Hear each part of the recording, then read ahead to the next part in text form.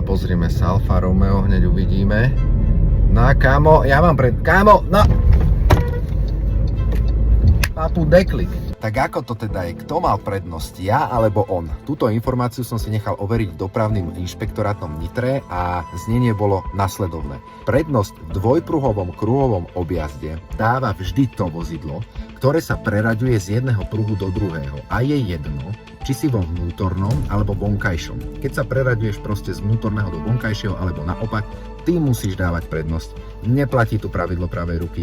Neplatí tu ani to, že keď ideš rýchlejšie, tak máš prednosť. Takže ešte raz a pekne z vrchu. Predstav si, že ty si toto vozidlo a chceš z kruhového objazdu výjsť von. Teraz už ale vieš, že musíš dať prednosť, pretože sa preraďuješ z jedného pruhu do druhého. Ak by si to nespravil, tak by ťa to v tomto prípade veľmi bolelo. Veľa ľudí si tu ale myslí, že majú prednosť, pretože odchádzajú z kruhového objazdu von, ale tak to vôbec nie je. Prosím ťa, zdieľaj toto video, pretože ja som tam tiež skoro zarval, nevedel som o tom, že to je takto, musel som sa to naučiť a nechceš sa to naučiť zrovna na nejakej dopravnej nehode, že? Takže ďakujem veľmi pekne za zdieľanie, dúfam, že vám táto infoška pomohla, majte krásny deň. Au!